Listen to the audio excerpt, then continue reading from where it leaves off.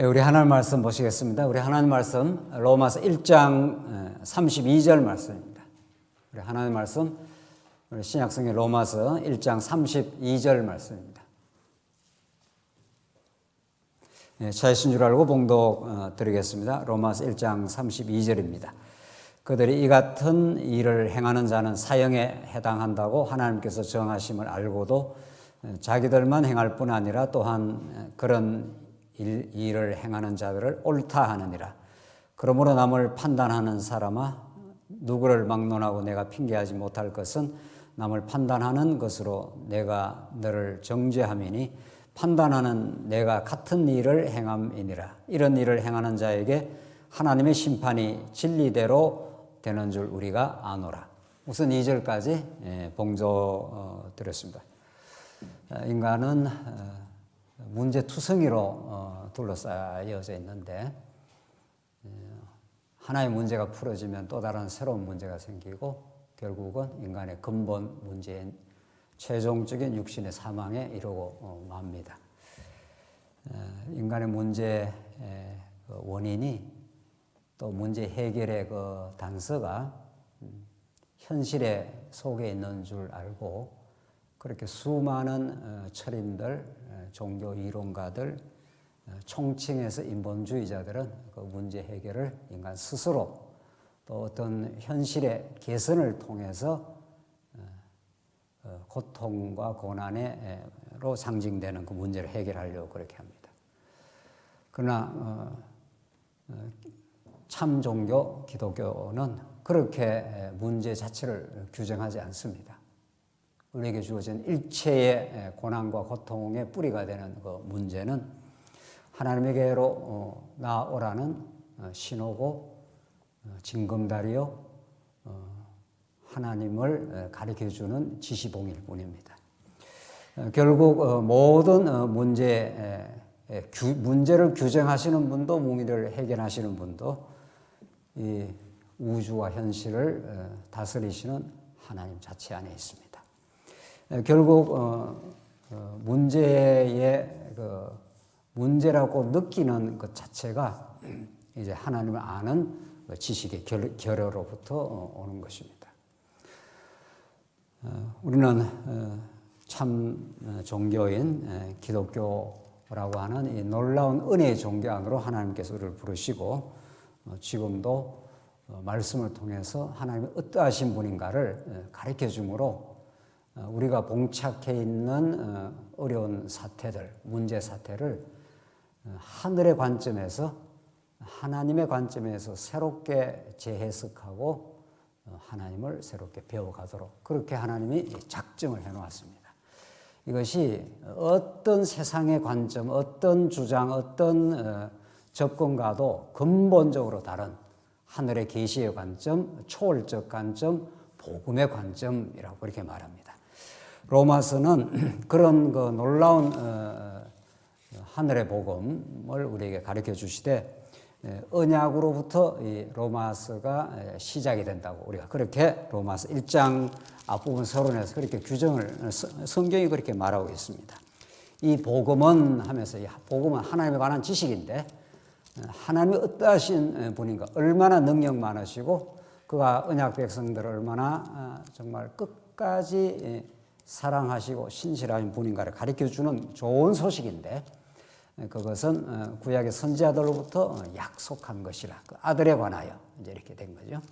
그렇게 이 언약의 복음은 그 아들에 관하여라는 그 명제로부터 시작이 됩니다.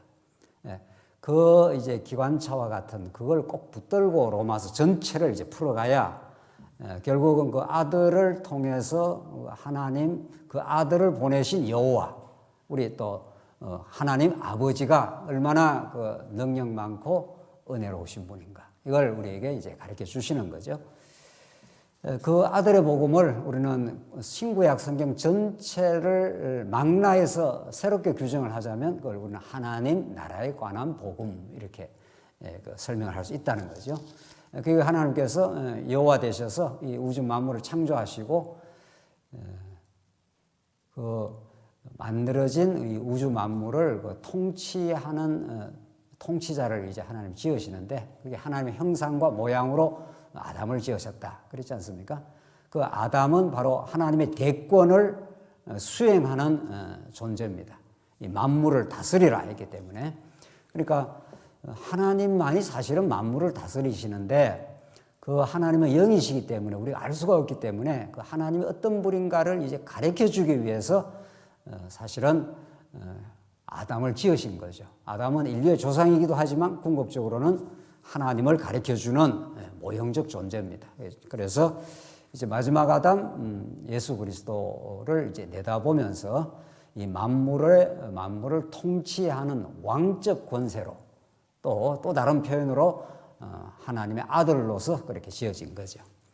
그래서 이 언약의 복음, 성경은 언약 성취라는 이 놀라운 논리적인 구조로 되어 있는데 그 언약의 내용이 뭐냐?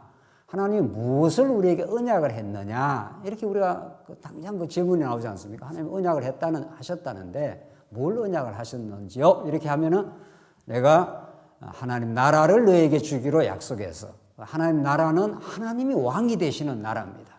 그래서 인간이 왕이 되는 나라가 되면 그게 지옥이 되는 겁니다. 타락하여 불의하여 로마서가 이제 로마서가 전개해 나간 인간의 불의 가운데 하나님이 잠시 가두어 두셨다 하는 건 하나님의 왕 되시는 그 나라를 이제 벗어난 거죠. 하나님의 왕 되심을 벗어나게 되면 인간이 이제 스스로 하나님과 같이 되는 거죠. 선악과라는 것을 따먹으면은 너가 이걸 따먹으면 하나님과 같이 된다. 그렇게 유혹이 들어오지 않습니까? 그걸 따먹으면 피조물이 이제 창조주의 자리를 넘보게 되고 하나님 노릇을 하게 되는 거죠. 그것이 타락한 나라, 인간이 왕되는 나라 이런 뜻입니다. 인간이 왕이 되면은 얼마나 인간이 불행해지고 고통스럽고 갈등과 모든 문제의 양상이 그때부터 시작이 되는 거죠. 그게 문제의 근원입니다. 하나님을 떠난 것. 그래서 하나님을 떠나가지고 하나님께로 돌아오는 것이 문제의 해결인데 인간은 스스로 돌아오지도 못합니다. 하나님이 보내신, 하나님이 작정하신, 하나님이 예정하고 계획하신 예수 그리스도를 믿기로 작정된 자에게 하나님 아는 지식을 하나님의 그 놀라운 은혜를 가르쳐 주어서 자신의 왕됨을 자신의 스스로 하나님 노릇하고자 하는 어리석음을 포기하게 하고 하나님께로 돌아오게 되는 거죠. 그걸 하나님 나라라 그렇게 말합니다. 그걸 구원이라 이렇게 말한다는 거죠. 그래서 로마서는 그런 하나님 나라에 관한 복음, 그걸 아들의 방식으로 이제 가르쳐 주겠다 이런 뜻이죠. 그래서 우리 지난 시간 이제 그런 하나님 아들에 관한 복음을 이제 설명을 하면서 그 아들을 통해서 그 아버지가 그 여호와 하나님이 얼마나 그 크고 놀라운 분이시며 얼마나 은혜가 풍성하신 분인가를 가르치기 위해서 한번 이제 불의한 가운데 이제 가두셨다. 그래서 인간을 불의한 가두어져서 생각과 마음이 어두워지고 버려져서 불의하게 행동하게 된다. 그래서 우리는 그 불의가 모든 인간의 범죄의 총칭이라고 그랬죠. 하나님으로부터 떨어져 나가는 거죠. 하나님의 생명 관계로부터 단절된 상태입니다. 우리 늘 이야기하는 대로 탕자가 아버지의 그 풍요한 재산, 그 아버지의 사랑, 써도 끝이 없는 그 풍요한 그 아버지 집에서 떨어져 나가는 순간부터 이제 고갈이 되는 거죠. 그래서 잠시 재산을 가지고 나가지만 조금 시간이 지나가면 이제 모든 것이 박탈되는 뿌리가 뽑힌 나무처럼 생명의 진액으로부터 단절된 조금 있으면 말라 고갈되어 죽게 됩니다. 그게 모든 인류의 지금 사실은 참상이고 진실입니다. 아무리 노력하고 발버둥 치고 뭐 행복한 나라를 만들려고 해도 그 하나님으로부터 떨어져 나감, 하나님으로부터 스스로가 이제 자초한 거죠. 현상적으로는 궁극적으로 하나님의 작정이고 계획이었고 이제 하나님의 능력과 은혜를 가르쳐 주시려고 그래서 이제 떨어져 나간 상태입니다. 그래서 그 불의하게 되면은 이제 우리 지난 시간에 추악, 탐욕, 악의, 시기, 살인, 분쟁, 사기, 악독, 수건수건 온갖 게 나옵니다. 온갖 게. 그게 모든 그게 문제 양상들입니다. 그게 우리를 괴롭히는 것들인데 스스로 거기서 못 벗어난다는 거죠. 그래서 오늘 32절이 그들이 이 같은 일을 행하는 자는 사형에 해당한다고 하나님께서 정하심을 알고도 자기들만 행할 뿐 아니라 또한 그런 일을 행하는 자들을 옳다 하느니라.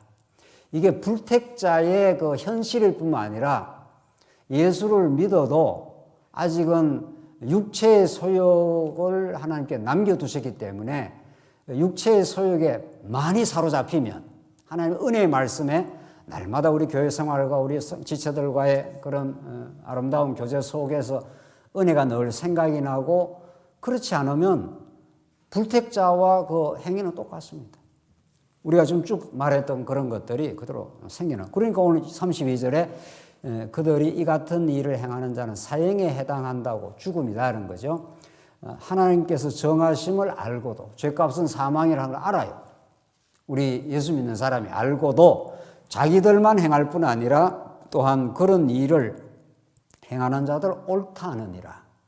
이게 이제 예수 믿는 사람에게도 나타난다 이런 뜻입니다. 그래서 로마서가 쓰인 거죠. 로마서라는 이 바울이 쓰는 편지는 예수 안 믿는 사람에게 준 게 아니고 예수 믿는 사람에게 복음이 어떤가를 견고하게 가르쳐 주려고 쓴 거니까 말이죠. 물론 이제 예수 안 믿는 사람 중에 또 택한 백성은 이 말씀 듣고 이제 깨닫고 물론 돌아올 수가 있는 거죠. 자, 그래서 얼마든지 있습니다. 얼마든지 예수 믿는 사람에게도 있고 하나님께서 그걸 남겨두셨다고 합니다. 왜? 그걸 남겨둔 이유가 있다는 거죠. 뭐 우리를 괴롭히게 하려고 뭐 어렵게 하려고 남겨둔 게 아니라 그것이 선악과를 따먹은 우리 인생은 하나님의 은혜가 절대적으로 필요하다는 걸 깨닫게 하기 위해서입니다. 우리 안에서는 우리 스스로 안에서는 자가 발전을 해갖고는 빛이 안 나온다 이런 뜻입니다. 그걸 깨달아서 전적으로 빛은 생명은 위로부터 예수 그리스도 안에서만 나온다 이런 뜻입니다. 그래서 그분을 붙들게 하시려고 그분 안에서 참 행복을 누리게 하려고 그분 안에서 하나님 아버지를 알게 하시려고 그렇게 해놨습니다. 그래서 우리가 이게 언약성취의 메커니즘이라는 걸 뭐 성경 어디라도 그런 거죠. 뭐 우리에게 조금 남겨둬가지고 그걸 활용을 해서 더 낫게 만들어주는 게 아니라 우리를 제로로 만들어버렸다 이런 뜻입니다. 죽음에 이르게 해버렸다. 죽어버렸기 때문에 우리 안에서 뭐를 만들어낼 수가 없습니다. 하나님이 기뻐하시는 어떤 것도 만들어지지 않습니다. 그러니까 오늘 본문에 그걸 사형에 해당한다고 알면서도 자기들만 행하는 게 아니고 또 그런 일을 행하는 자도 또 옳다까지 합니다. 그런 일을 그러니까 죄악된 삶을 살아가는 자를 옳다 해줌으로 자기도 거기에 편성이 되는 거죠. 그래서 이게 우리들의 그 실상이라는 겁니다. 예수 믿고 나서도. 그래서 진짜 하나님께서 우리가 이 땅에 두신 것은 하나님을 더 깊이 알아. 그분을 믿어 정말 하나님께 영광을 돌리는 삶으로 살게 하시는 건데 예수 믿는 사람에게서 깨끗한 것만 나오지 않는다 이런 뜻입니다. 예수 믿는 사람 안에서도 얼마든지 나올 수가 있고 그걸 통해서 우리의 무능력함과 전적 타락한 존재임을 깨달아 전적 은혜를 느끼게 하려고 한다는 거죠. 그래서 신앙생활을 오래 한다는 것만이 대수가 아닙니다. 오래 해도 정말 제대로 오래 해서 신앙생활해서 제대로 전 코스로 믿음에 들어왔다는 것은 내가 점점 무슨 거룩한 생활을 잘 한다고 자의식을 가지는 게 아니라 하나님이 안 붙드시면은 우리는 아무것도 아니라는 것을 신앙생활을 하면 할수록 더 깊이 깨닫는 게 제대로 됩니다. 거기에서 벗어나면은 신앙생활을 많이 했다는 것 자체가 자칫하면은 그게 자기 의가 되는 수가 얼마나 많은지 모릅니다. 그래서 오늘 로마서는 정말 우리의 그 존재의 실상을 깨닫게 하시고 그러나 이미 하나님께서 창세전에 예정된 자로서 언약 백성으로서 예수 안에 있는 놀라운 은혜의 폭포수 속에 우리가 들어와 있다 이런 뜻입니다. 그래서 내가 뭔가를 잘해서 교회 생활을 잘한다라는 거 이런 게 있을 수가 없다는 겁니다. 전적인 은혜 속에 그분의 넘치는 붙듦 속에서 우리가 우리가 존재한다는 것. 그래서 그 인간의 그 허망한 죄악을 이렇게 리얼하게 로마서처럼 잘 이렇게 노출시킬 수가 없습니다. 그걸 노출시키는 이유가 이제 점점 예수께로 가는 그 길잡이가 되고 우리의 고통과 문제 사태 이게 다 죄로부터 나오는 건데 그것이 예수께로 가는 이제 징검다리일 뿐이라는 겁니다. 그래서 이게 모든 게 합력되어서 결국은 하나님의 그 뜻을 이룬다는 그 로마서의 그 결론 같은 말씀은 정말 우리에게는 복음으로 다가오는 거죠. 그 비밀을, 그 계시의 그 놀라운 그 비밀을 로마서가 이제 담고 있습니다. 2장으로 넘어가시면, 자, 이런 이제 불의한 가운데 가두어져 있는 인생에게 이제 하나님이 이제 심판을 하신다는 거죠. 이게 이제 언약의 복음, 이 하나님 나라에 관한 언약을 주시고 이걸 아들의 방식으로 보여주겠다. 그래서 이제 하나님이 이제 불의 가운데 가두신 것은 하나님의 의를 덧입게 하려고, 예수 생명으로 살려고, 하나님의 의로우신 예수 안에 살려고, 예수 안에 산다는 게 하나님 나라를 누리게 하시려고, 다 같은 말이죠. 로마서 이제 이렇게 돼 있어요. 불의 가운데 가두시고 이제 하나님 의를 드러내는데, 우선 불의한 가운데 가두셨다는 거 아닙니까? 그리고 이제 불의하게 새카맣게 이제 가두어져 있는데, 하나님이 그 불의를 그냥 내버려 둘 수 없죠. 하나님이 공의로우신 분이기 때문에, 심판자이기 때문에 하나님 이제 심판하러 이제 등장하겠다 이런 뜻입니다. 그 심판의 그 도구, 심판의 기준이 뭐냐 하면 이제 율법이다 이런 뜻입니다. 오늘 이제 이 부분을 이제 우리가 확인하겠는데, 오늘 이 부분이 500년 우리 종교개혁 이후에 이 부분이 정확하게 정리되지 아니하므로 사실은 개신교가 강력한 이 땅에 하나님 나라를 누리고 정말 죄악 가운데서도 오히려 죄 많은 곳에서 은혜가 넘치고 이 역설이죠. 죄가 많으면 고통스러워야 될 것 같은데 정말 죄 때문에 우리가 고통을 우리가 경험하긴 합니다만은 그 죄 많은 곳에 은혜가 넘친다고 하는 이제 역설이 이제 복음인데, 이게 이제 정말 그 로마서가 진짜 말하는 복음인데, 율법에 대한 이제 이 오해, 율법에 대한 정말 미진한 그 이해, 신학적 오해 때문에 사실은 500년 16세기 때 가장 강렬하게 그 구라파가 막 그야말로 혁명적인 그 변화를 일으켰지 않습니까? 그 시대 얼마나 많은 사람들에게 이 복음이 퍼져나가고 소위 이신칭이라고 하는 믿음으로 의롭다 한다고 하는 이 구원론적 복음이죠, 물론. 그러나 어쨌든 그 당시는 워낙 캄캄한 세상이었기 때문에 캄캄한 밤에 촛불 하나만 켜도 그게 엄청난 그들에게는 빛이 되는 거죠. 그랬다가 17세기 넘어가면서부터 약간 꺾이고 18세기 계몽주의를 지나면서 구라파 교회가 많이 힘들어집니다. 그래서 18세기, 19세기, 20세기 지나오면서 사실은 구라파 개신교회는 지금은 거의 자유주의가 됐습니다. 지금 겨우 남아있는 게 미국 일대 화란 정도 이렇게 남아있지, 거의 개혁신학은 한국에서 조금 이 개혁신학이 아주 상당한 그 영향력을 발휘했지 전 세계적으로 아주 약화되어 있습니다. 왜냐하면 그런 거죠. 오늘 이제 이 율법에 관한 오해입니다. 율법을 도대체 어떻게 하나님께서 율법에 주신 목적이 뭐냐? 율법을 도대체 어떻게 우리가 이해를 해야 되느냐? 어떻게 이해해야 우리는 진짜 언약의 복음을 진정으로 누리게 되느냐? 그겁니다. 2장 1절 우선 그 심판의 1절로 11절이 이제 심판의 대상을 알려줍니다. 누가 하나님의 심판 앞에 서 있느냐는 거죠. 그리고 그냥 아주 결론부터 말하면 아무도 하나님의 심판에서 벗어날 수 없다. 그걸 지금 말합니다. 한번 보십시오. 그러므로 남을 판단하는 사람아, 누구를 막론하고 내가 핑계하지 못할 것은 남을 판단하는 그것으로 내가 너를 정죄함이니 판단하는 내가 같은 일을 행함이니라 나오잖아요. 그러니까 우리가 이제 많이 이제 판단을 하고 살지 않습니까? 이게 옳다, 그러다, 너가 틀렸다, 뭐 이런 이야기죠. 이 판단이 사실 얼마나 심각한 그 죄악이냐 하면은, 판단이라는 거는 판단을 하는 것 자체가 나의 의로움을 전제를 하는 거죠. 너는 틀렸다 이 말 아닙니까? 나는 옳고 너는 틀렸다는 게 이제 판단의 그 핵심 내용인데, 이게 얼마나 심각하고 또 알고 보면 보편적이고 그렇습니다.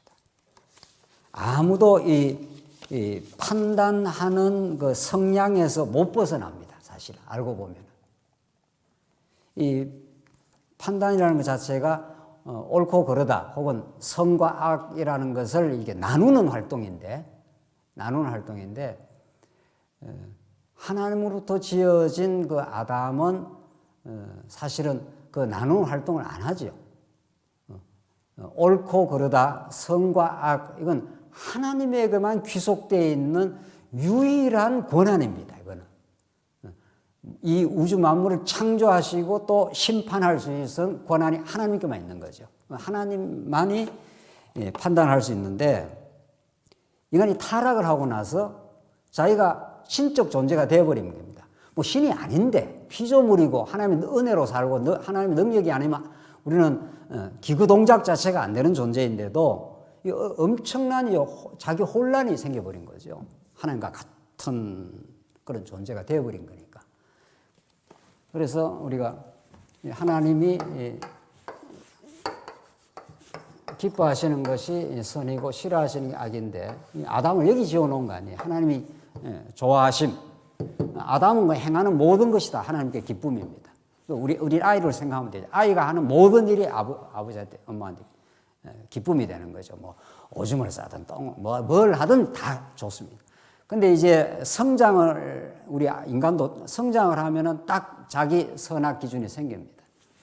그래서 타락을 해가지고 인간이 이렇게 악의 가운데 떨어졌지 않았어요. 그래서 떨어진 인간이 원래는 여기 지어졌는데 하나님이 싫어하는 악에 딱 떨어지고 나서 자기가 하나님 노릇을 하는 거죠.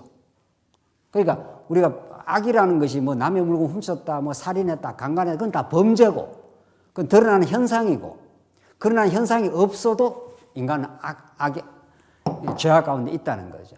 그게 이제 인간이 이렇게 이제 선악을 규정을 하고 들어가는 거죠. 그러니까 인간은 수많은 인간들이 이렇게 살아가는데 어떤 자가 선악을 이렇게 딱 규정을 하는 겁니다. 그래서 심판자 노릇을 한다는 거죠. 하나님 노릇을 한다 이런 뜻입니다. 하나님 보실 때 그걸 가장 하나님이 싫어하시는 거죠. 악이니까. 그런 하지 마 이런 뜻이죠. 하지 마 해서 안 하는 게 아니라 원리적으로 말하면 그렇다는 거죠. 그래서 다른 사람과 끊임없이 이제 우열 판단하는 거죠. 나는 더 우월하고 너는 못났어. 내가 더 의롭고 너는 죄인이, 너는 잘못됐어. 이걸 끊임없이 합니다. 그래서 2절, 이런 일을 행하는 자에게 하나님의 심판이 진리대로 되는 줄 우리가 아노라. 왜 놔둬도 되겠어요? 하나님께서 하나님 노릇을 하는데 하나님이 하나님 노릇을 하는 인간을 놔두면 안 되죠. 이게 하나님은 하나님만이 유일한 절대자이셔야 되는데 인간이 하나님 노릇을 하니까 이걸 제거를 해야 되는 거 아니에요. 심판을 해서 없애버려야 되는 거죠. 하나님의 그 공의의 심판대로 한다면은. 그래서 이 인간이 하나님 노릇하기 때문에 여기에 평화가 있을 수가 없습니다. 이 안에 평화가 있을 수가 없어요. 끊임없이 갈등입니다. 끊임없이. 스스로도 마음의 평안을 누리지 못하고 관계도 평안을 누리지 못합니다. 그러니까 우리가 창세기에서 하나님 나라 언약을 하시고 아담과 하와가 한 몸을 이루어 연합한다 그러지 않았어요? 연합한다. 그건 완벽한 하나입니다. 그러니까 하와는 아담에게 완전히 하나가 되어 있기 때문에 두 판단이 나오질 않습니다. 이것이 옳다 하면 같이 옳다고, 저것이 그러다 하면 같이 그러다고, 다 똑같이 움직이는 거죠. 완벽한 연합이 되면. 교회도 사실은 하나님 나라로서 제대로 복음이 우리가 누리게 된다면 그리스도가 좋아하시는 일을 하고 그리스도가 싫어하시는 안 하고 이러면 되는 겁니다. 사실은. 그럼 완벽하게 하나가 되는 거죠. 근데 이제 우리가 말씀을 들어도 육체의 소욕이 있단 말이죠. 육체의 소욕이기 때문에 육체의 소욕 따라 나름의 또 판단을 합니다. 그래서 그게 갈라지는 거죠. 그래서 자꾸 갈등이 생긴다든가 이제 어려움이 생기는데 그거를 포기시키고 하나님의 뜻으로 가게 하는 것은 어떤 인위적인 노력으로 안 됩니다. 그거는. 사람을 약간 설득을 시켜서 이렇게 되는 게 아닙니다. 그거는 근본적으로. 그거는 예수가 우리의 왕이시다. 그분의 통치와 그분의 뜻을 우리가 따라간다고 하는 복음이 선포되어야 옛사람의 소욕이 죽어나가야 성령의 소욕으로 우리가 하나가 되는 거죠.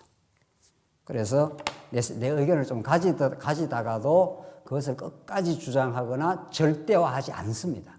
그렇게 되겠죠. 자, 그러나 이제 타락한 인간은 그렇게 안 된다는 거죠. 그래서 3절 이런 일을 행하는 자를 판단하고도 같은 일을 행하는 사람아 내가 하나님의 심판을 피할 줄로 생각하느냐. 그러니까 어떤 존재도 이런 같은 일을 한다는 겁니다. 그래서 4절 혹 내가 하나님의 인자하심이 너를 인도하여 회개하게 하심을 알지 못하여 그의 인자하심과 용납하심과 길이 참으심이 풍성함을 멸시하느냐. 그게 회개에 나오지 않습니까? 회개라는 것은 자기의 하나님됨을 포기하는 겁니다. 내가 하나님이 아닙니다. 나는 죄인입니다. 나는 스스로 판단하는 내가 선악 판단의 주체가 아닙니다. 라고 자기 주체성을 포기하는 겁니다. 사실은 회개라는 건. 하나님 앞에 그걸 무릎 꿇는 거죠. 항복하는 거죠. 하나님이 주관자이십니다. 이게 이제 참다운 회개 아닙니까? 그때 우리 마음에 이제 평화가 오는 건데 이런 걸 자꾸 무시를 한다는 겁니다. 5절 다만 내 고집과 회개하지 아니한 마음을 따라 진노의 날 곧 하나님의 의로우신 심판이 나타나는 그날에 임할 진노를 내게 쌓는도다. 그렇게 해서 인간이 하는 일은 이미 아담 타락 이후 인간이 이렇게 타락 가운데 떨어지기 때문에 인간이 아무리 노력을 해도 하나님의 심판의 대상, 심판으로부터 못 벗어날 존재가 없다 이런 뜻입니다. 이걸 우리가 깊이 이제 아는 게 굉장히 중요한 거죠. 그래서 진노만 쌓는 것 뿐입니다. 우리가 하는 일체의 모든 일이 예수 밖에서 또 성령이 붙들어주지 않을 때 이런 거죠. 자, 그래서 하나님이 어떻게 행하시는가 하면 6절을 보십시다. 6절 하나님께서 각 사람에게 그 행한 대로 보응하시되 참고 선을 행하여 영광과 존귀와 썩지 아니함을 구하는 자에게는 영생으로 하시고 오직 당을 지어 진리를 따르지 아니하고 불의를 따르는 자에게는 진노와 분노로 하시리라. 이 부분은 굉장히 오해되고 실제로 많이 신학적으로 오해되는 부분이죠. 6절 다시 보십시오. 각 사람에게 하나님께서 각 사람에게 행한 그 대로 보응하시되 그 행한 대로 보응한다 이렇게 되어 있지 않습니까? 그러니까 로마서의 전체 그 주제는 우리의 행함으로 하나님께 나아갈 수가 없는 죄인이고 불의한 존재고 하나님께서 언약대로 보내신 예수를 믿게 됨으로 우리는 의로워진다. 전적인 은혜의 사건이다. 이게 이제 로마서 전체의 그 흐름이고 복음의 내용인데 오늘 본문은 하나님께서 각 사람에게 행한 대로 보응하시되 이게 완전히 인과응보처럼 보여지지 않습니까? 행한 대로 보응한다 이렇게 되어 있으니까. 그래서 참 로마서가 이 전체 맥락을 제대로 이해 안 하면 참 까다롭고 어렵기도 합니다. 그래서 참고 선을 행하여 영광과 존귀와 썩지 아니함을 구하는 자에게는 영생으로 하시고 참고 또 선을 행하고 이렇게 하면 영생이 온다. 그러니까 행위 따라서 잘못된 행위를 하면은 보응을 받아 진노를 받게 되고 참고 선을 행하게 되면은 하나님의 영광에 이르고 영생에 이른다. 이렇게 보인단 말이죠. 이거는 이래 되면 완전 불교가 되는 거죠. 인과응보가 되는 거 아니겠어요? 내 행한 결과 따라서 내 업보를 받는다는 게 불교 사상이니까 말이죠. 기독교는 그거하고 정반대인데 우리 행위에 따라서 무슨 결과가 오는 게 아니지 않습니까? 우리 은혜의 법칙을 따라서 하나님께 거저 주신 은혜에 따라서 언약에 따라서 예수를 믿게 되어서 이제 구원을 이렇게 되는데 오늘 본문은 그렇게 보여요. 이 말을 어떻게 해석을 하느냐는 거예요. 이거는 이렇게 하라는 게 아니라 이게 그냥 공의의 원칙을 천명하는 거죠. 진짜 하나님 기뻐하시는 선대로 그렇게 이르게 되면 그렇게 되면은 정말 영광이 이루고 그렇지 않으면 멸망에 이른다고 하는 그 원칙을 천명하는 거지 이렇게 하라는 건 아니라는 거죠. 그런데 이 원칙을 아무도 못 지키지 않습니까? 이미 타락을 해버렸기 때문에 아까운데 하나님이 싫어하는 아까운데 들어가기 때문에 하나님의 선을 우리는 행할 수가 없습니다. 행하는 것마다 다 악입니다. 우리 믿음 밖에서 하는 거는. 그래서 그리고 또 궁극적으로 진짜 선을 행하시는 분은 한 분밖에 없습니다. 예수 그리스도 한 분이십니다. 그래서 선한 일, 성경에서 그 빌립보서에서 너희 안에서 착한 일을 행하신 이가 예수 그리스도 오시는 날까지 뭐 끝까지 지키신다 할 때 그 성경의 선한 일 혹은 착한 일 이런 것이 인간 중심의 무슨 도덕 윤리적인 선이 아니라 하나님 중심의 선 혹은 더 쉽게 말하면 예수 그리스도 안에서 이루어지는 일 이런 뜻입니다. 그게 믿음입니다. 그게. 그 요한복음 6장 28절에 그 유대인들이 예수님께 와서 어떻게 하여야 하나님의 일을 하오리까 이렇게 묻습니다. 하나님의 일 하는 거. 이거 너무도 중요한 그 예수님의 가르침이죠. 어떻게 하여야 하나님의 일을 하오리까? 그러니까 예수님 하시는 말씀이 하나님께서 보내신 일을 믿는 것이 하나님의 일이니라 이렇게 말합니다. 이거는 행위적 관점에서는 전혀 이해 안 되는 거죠. 우리는 자꾸 뭘 해야 하나님의 일을 한다 그러잖아요. 우리 교회 안에서도 마찬가지예요. 우리가 하나님의 일 혹은 하나님이 기뻐하시는 선한 일 하는 게 뭡니까? 교회 봉사하는 거, 뭐 열심히 뭘 하는 거. 그거는 2차, 3차입니다. 그걸 하지 말라는 뜻이 아니라 어떻게 하여 하나님의 일을 하오리까? 유대인들은 자기들이 뭔가 율법을 지킬 수가 있고 하나님 앞에서 선한 일을 할 수 있다고 지금 믿고 예수님께 찾아왔지 않습니까? 그러니까 예수님 하시는 말씀이 하나님께서 보내신 일을 믿는 게 하나님의 일이라 그래요. 이거는 우리의 그 행위 중심적, 율법 중심적 그런 공로 중심적 사고방식을 근본 뒤집어 엎어버리는 거죠. 인간은 하나님 앞에서 어떤 일을 해도 선한 일이 안 됩니다. 이 안에서 어떤 일, 그리고 하나님이 기뻐하시는 선한 일은 위로부터 오신 예수 그리스도를 믿는 일입니다. 이게 예수를 믿는 거잖아요. 하나님이 왕이십니다. 이렇게 믿는 겁니다. 예수가 우리의 머리이십니다. 이렇게 믿는 겁니다. 그분의 은혜로 살았습니다. 이렇게 믿는 겁니다. 그래서 오늘 여기 선을 행한다 하는 말은 이것은 인간 편에서 뭘 하는 게 아닙니다. 궁극적으로. 우리는 다 범죄한 타락한 존재였고 내 안에 예수가 찾아왔고 그분을 믿는 겁니다. 그분이 믿어지는 겁니다. 진짜. 그 선물로. 그렇게 믿어지면 믿음의 행위는 이제 따라 나오죠. 그거 뭐 그래서 봉사도 하고 이것저것 우리가 주를 위해서 하지만 그 한 것도 믿음이 만들어낸 일이죠. 그렇잖아요. 우리가 뭐 교회 봉사를 한다든가 우리 지체들을 사랑한다. 그걸 믿음이 행하는 일이기 때문에 그게 진짜 이제 선한 일이 되는 거죠. 진짜 그렇게 하면 그런데 이 원칙을 말했기 때문에 못 한다는 거죠. 뒤에 나옵니다. 8절. 오직 당을 지어 진리를 따르지 아니하고 불의를 따르는 자에게는 진노와 분노를 하셔요. 여기 당을 지어 이런 말을 뭐 교회 안에서 사람들끼리 파당 짓고 이 정도 수준이 아닙니다. 이거. 당을 지어 하는 것은 하나님을 대적하는 인간 일체의 노력과 인간의 바벨탑 이런 뜻입니다. 인간은 하나님 떠나면은 자기들끼리 단결해가지고 하나님을 대적하는 게 이게 악입니다, 사실은.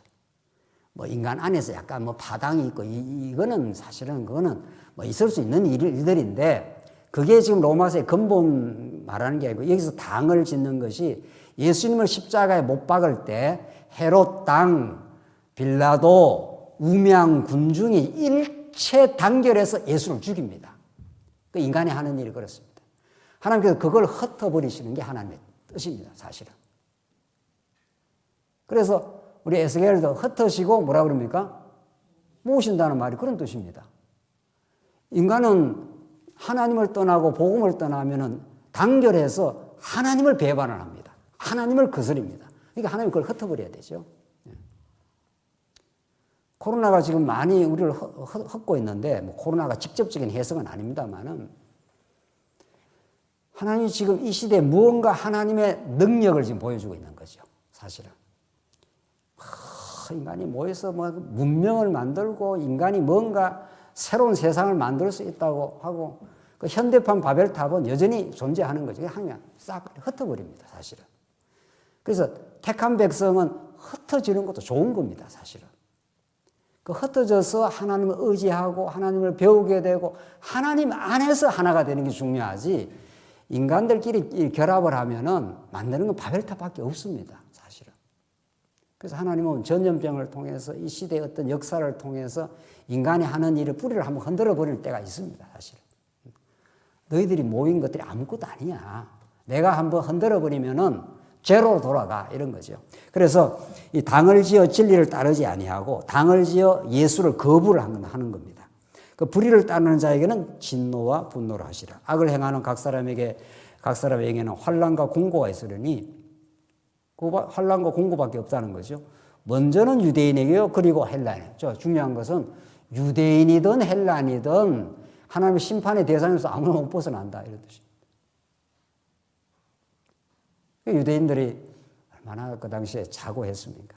우리는 율법을 가지고 있고 또 율법을 지킬 수 있다고 생각하고 너희들보다 우리는 달라 이런 거죠. 이방인들을 그렇게 구별했지 않습니까? 똑같다. 어떤 존재도 하나님의 공의의 법칙이 있으면 다 죄악 가운데 가두어져 있고 그들의 행위대로 말한다면 심판이다 이런 거죠. 멸망이다는 거죠. 10절 선을 행하는 각 사람에게 영광과 존귀와 평강이 있으리니 먼저는 유대인에게요 그리고 헬라인에게라 이는 하나님께서 외모로 사람을 취하지 아니하심이라. 이 선을 행하는 각 사람에게 진짜 하나님의 기뻐하시는 선을 우리 스스로 행할 수 있다면 뭐 영광과 존귀 이르겠죠. 아무도 그런 존재가 없다는 겁니다. 문제는 이 가까운 데 떨어져 있기 때문에 진짜 선을 행하는 자는 궁극적으로 로마서는 장차 이미 오신 메시아를 지금 지향하고 있습니다. 그리고 그분 안에서 이루어진 하나님의 뜻, 하나님의 선한 일이 우리 안에 선물로 주어지는 거죠. 그걸 믿음이라고 합니다. 우리가 믿는다는 게 뭡니까? 믿는다는 게. 믿음처럼 이게 소중한 게 없단 말이에요. 그게 예수가 행한 걸 그대로 믿습니다. 예수님이 우리의 죄를 사해 주신 거, 예수가 우리의 왕이 돼 주신 거, 지금도 은혜를 베풀어 주시는 거, 그걸 믿어지기만 한다면 사실은 우리가 서두에 제기 좀 문제가 없어지는 겁니다. 사실은. 내가 자꾸 문제라고 내가 규정을 하는 겁니다. 코로나가 문제야, 가난한 게 문제야, 병드는 게 문제니까 빨리 해결돼야 돼. 이렇게 해서 인간이 그 해결을 하려고 모든 게 불교 수행을 하고 모든 노력을 하고 추구를 하는 겁니다. 그럼 예수 믿는 사람은 그런 거 뭐 해결 안 하고 사나? 물론 뭐 아프면 병원에 가죠. 그러나 문제는 그게 아니라 우리가 자꾸 이렇게 문제라고 내가 스스로 규정을 한 겁니다. 그래서 내가 그걸 풀려고 하는 거란 말이죠. 그러나 하나님이 우리에게 죄악 가운데 두시고 공고와 여러 가지 문제 사태에 두신 겁니다. 그래서 우리 스스로는 그걸 풀 수 없게 만들었다가 그 문제가 징검다리가 돼서 예수 바라보기를 만드는 거죠. 하나님 참 힘드네요. 여러 가지로. 좀 힘든 시간들이 많습니다. 하나님을 더 깊이 이 시간 알게 하시옵소서. 이렇게 해서 자꾸 하나님 그 문제를 발판으로 해서 문제를 디딤돌로 해서 하나님을 배우기. 이 일이 하나님의 일입니다. 그러니까. 하나님이 지금 능력 많으신 분이 뭘 지금 못 주시겠어요? 안 주시겠어요? 어떤 것도 다 해결할 수 있습니다. 지금. 어떤 것도 일거에 여러분과 저에게 편리하게 모든 걸 만들 수 있습니다. 그렇게 안 하신다는 겁니다. 왜? 왜 하나님께 애굽에 집어넣고 400년 종살이를 하느냐고요. 열흘 기만 하면 가는 길을 갖다 왜 40년을 이렇게 문제의 광야로 돌리시냐고요. 그래야 우리의 무능력을 알고 하나님의 능력을 배우고 하나님의 은혜를 깨닫고 위로부터 만나가 내려올 때 하나님으로 삽니다. 꼭 감사하고 목마를 때 생수를 터져서 하나님이 내 목마름을 해결했습니다라고 이렇게 이스라엘이 깨닫지 않습니까? 그래서 자꾸 우리가 문제를 마음대로 규정하고 마음대로 해결하고 그게 이미 내가 선과 악을 마음대로 규정을 하는 겁니다. 그게 하나님이 악이라고 다 했고 하나님 풀어주겠다 이런 뜻입니다. 아무 문제 없이 풀어주겠다. 내가 완벽하게 의롭게 만들어주겠다. 너는 내 하나님의 사랑하는 아들의 은혜로 말미암아 아들들이 되어버렸다. 우리 여러분 같이 아들들이 되어버렸습니다. 사실은. 그래서 어떤 문제 상황에 있어도 그래서 죽음에 이른다 하더라도 이런 거 아닙니까? 우리 영생이 이미 주어진 겁니다. 사실은. 그걸 복음을 깨닫는다고 합니다. 그래서 지금 오늘 본문은 하나님께서 이 판단이라고 하는 선악 판단의 주체가 된 그래서 인간이 행하는 모든 것들이 하나님 노릇하는 그 어리석음을 깨달으라 이런 뜻이고 그걸 위해서 하나님께서 이제 율법을 들이댑니다. 12절 무릇 율법 없이 범죄한 자는 또한 율법 없이 망하고 무릇 율법이 있고 범죄한 자는 율법으로 말미암아 심판을 받으리라. 그러니까 율법 없이 범죄한 자도 이방인들도 하나님 앞에 심판을 받고 율법이 있어서 율법에 걸려서 그 범죄한 자도 율법에 의해서 정죄를 받아 죽는다. 그러니까 유대인이든 이방인이든 다 걸린다 이런 뜻입니다. 그러니까 율법이라는 게 이제 심판의 기준으로 등장합니다. 13절 하나님 앞에서는 율법을 듣는 자가 의인이 아니요 오직 율법을 행하는 자라야 의롭다 하시면 얻으니 이것도 얼마나 오해가 됩니까? 아 로마서는 율법을 듣기만 하라고 준 게 아니라 행하라고 준 거다 이렇게 해석하면 완전히 또 로마서하고는 뭐 극으로 지금 달라지는 거죠. 이런 하나하나 본문들이 로마서 전체 맥락에서 하나님께서 왜 율법을 주셨느냐 이제 오늘 이게 이제 오늘 결론인데 하나님이 불의합니다. 인간이 다 불의한 가운데 이미 새카맣게 떨어져 있는데 율법을 갖다 대는 것은 이 불의한 죄를 하나님께서 이렇게 드러나게 하시려고 하나님께서 율법을 갖다 댔다. 율법을 아무도 못 지킵니다. 하나님의 법입니다. 하나님을 사랑하고 이웃을 내 몸처럼 사랑하라. 이게 율법의 총화입니다. 그걸 타락한 인간이 하느냐고요. 이걸 타락한 인간은 자기를 끊임없이 사랑합니다. 무엇을 해도 자기를 사랑하기 위해서 합니다. 타락한 인간은. 그래서 우리 안에 새 언약으로 오신 예수가 오시고 새 언약의 영으로 오신 성령이 우리 안에 오셔야 비로소 우리는 하나님을 사랑하게 되고 우리가 이웃을 진심으로 사랑합니다.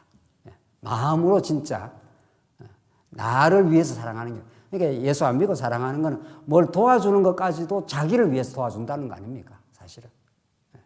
자기의 허전함을 채워가기 위해서 남을 도와주는 수가 있습니다. 그러나 예수 안에서 행하는 일은 그렇지 않습니다.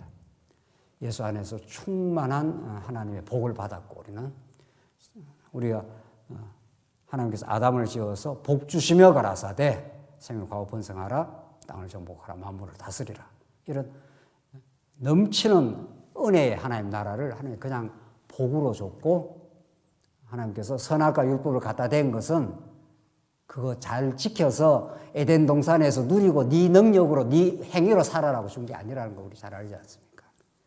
근데 그걸 그렇게 해석을 안 한다니까요. 지금까지도. 개혁신학 선악과도 그렇게 해석을 안 하고 율법도 자꾸 아직도 남겨놓은 도덕법이라는 거예요. 여기서부터 이 율법 앞에서 완전히 죄인됨이 폭로가 되고 완전히 인간이 죄로가 됐다가 여기서부터 이제 폭발을 하는 건데 은혜의 복음이 그렇잖아요. 죄 많은 곳에 예수는 하나님 나라의 아들이요 하나님 나라의 왕이십니다. 예수가 모든 걸 다스리는 그 다스리는 그분이 이 죄 때문에 제사직을 행하러 오신단 말이죠. 그 죄가 없이 뭐 예수님 왜 십자가에 돌아가십니까? 그 구약은 하나님 나라이기도 하면서 이제 모세 언약 때 제사장 나라라고 그러지 않습니까? 이게 예수는 하나님의 나라를 통치하는 이 우주 만물을 통치할 뿐 아니라 교회를 지금 다스리고 있습니다. 근데 그 다스림이 어떻게 다스리나 하면 죽어 우리를 살리는 복음입니다. 십자가는 게 그런 거죠. 우리 부모가 자식을 이제 사랑하기 때문에 희생하고 그렇게 하지 않습니까? 그렇게 하듯이 하나님의 아들의 복음, 이게 로마서의 이제 대주제인데 그 하나님의 아들의 복음은 그가 왕으로서 나라를 통치하고 나를 평안의 안식의 나라를 만들겠다 이런 뜻 아닙니까? 그런데 한번 나가게 함으로 안식을 다 잃어버립니다. 그래서 환난과 공고밖에 없습니다. 인간에게. 자기가 문제를 자기가 규정하고 자기가 풀려고 하고 자기가 그 문제에 자기가 걸리고 허우적거리면서 못 헤어납니다. 그리고 다른 사람을 마음대로 평가를 하고 그 죄악의 수렁에서 못 벗어나는 거죠. 그런데 하나님께서 왕이신 그분이 죄의 몸을 입고 이 땅에 오셔가지고 죄를 뒤집어 쓰시고 십자가에 죽으심으로 우리를 살려내는 거죠. 의롭다 이렇게 해주시는 거죠. 그러니까 이게 예수님의 우리가 잘 아는 삼직 아닙니까? 예수는 하나님의 뜻을 전달하러 오신 분이고 어떤 뜻? 내가 왕이야. 내가 나라를 이제 건설해. 우리 힘으로 나라를 건설할 수가 없습니다. 우리 인간은 인간의 나라를 건설하죠. 자기 나라를 건설한단 말이에요. 자기가 왕이 되는 나라. 그걸 하나님께서 무너뜨려 버리시고 죄인됨을 드러내시고 예수가 왕이시지만 그가 십자가에 우리 대신 대속의 죽음을 행하시고 우리를 살려내십니다. 그게 로마서 전체의 메시지입니다. 그래서 우리는 율법이라는 게 우리가 뭐 노력한다든가 율법 앞에서 뭘 행한다든가 우리의 뭐 성도 생활의 어떤 규범이라든가 이렇게 아직도 종교개혁자들이 개혁 이후에 아직도 거기서 못 벗어나 있는 거죠. 그 율법의 수렁에서 하나님 율법을 준 것은 우리의 새카만 걸 드러내려고 우리에게 밝히 보여주는 거울과 같이 그 앞에서 나온 모든 불의, 추악, 사기, 음란 모든 인간 속에 언제나 흔들어버리면 나오는 그런 것을 밝히 드러내어서 우리 안에 우리 자신에 대해서 절망해버리라고. 그래서 전적으로 예수만 소망하라고. 예수 안에서 주어진 하나님 나라가 있다고 하는 걸 믿어지게 하려고. 그래서 그분만 믿게 하려고 자신을 믿게 하는 게 아니라 그래서 온전히 그분의 은혜로 살게 하시려고 율법을 갖다 댔다는 겁니다. 그래서 율법 선악과를 갖다 댄 건 에덴 동산에서 열심히 지켜 그게 아니라는 거죠. 갖다 대니까 보암직하고 먹음직하니까 그냥 따먹어버리지 않습니까? 그래서 하나님께서 한번 추방시켜서 한번 흩어낸 겁니다. 추방시켰다가 하나님께서 당신의 의와 언약으로 다시 그를 생명나무를 먹게 하시려고 그래야 한번 죽었다가 살아나야 하나님의 은혜가 얼마나 큰지를 우리가 어두운 가운데 한번 헤매봐야 빛의 얼마나 고마운지를 코로나로 이렇게 못 모이니 전에 모이고 살았던 것이 얼마나 큰 은혜인지 그래서 우리는 더 간절하고 우리에게 주어지는 어떤 문제도 합력하여 하나님을 더 배우는데 더 우리가 깨닫게 하는데 지난날 우리에게 주어진 어떤 죄악된 몸부림과 어리석음도 그것이 밑거름이 되어서 생명나무를 만나게 되는 예수를 만나게 되는 하나님의 은혜를 은혜로 비로소 우리가 깨닫고 감사하게 되는 하나님의 놀라운 은혜의 섭리일 뿐입니다. 그걸 우리가 깨닫게 되면 우리는 많이 이제 내 스스로 자꾸 해결하려고 하는 어리석음을 내려놓게 되고 더 평안하게 될 것이고 성도님들의 마음의 평강과 기쁨, 하나님 나라를 누리게 되면 진정으로 지체를 사랑하게 될 겁니다. 기도하십시다. 자비하신 하나님 아버지 은혜를 감사합니다. 율법 앞에 서면 우리는 이루 말할 수 없는 불의한 존재, 어리석은 존재이지만 이제 그 율법이 징검다리가 되어 몽학 선생이 되어 예수께로 우리를 인도해 주시고 하나님 여호와의 그 크고 놀라운 은혜의 폭포수 속으로 우리를 인도해 주셔서 참으로 감사합니다. 그 은혜가 우리를 살게 하셨사오니 그 은혜의 말씀을 꼭 붙들고 우리가 하나님 나라를 진정으로 누리며 그 하나님 나라와 함께 저희들 수고하며 살아가는 우리 모두가 되게 하시옵소서. 예수 그리스도의 이름으로 기도하옵나이다. 아멘.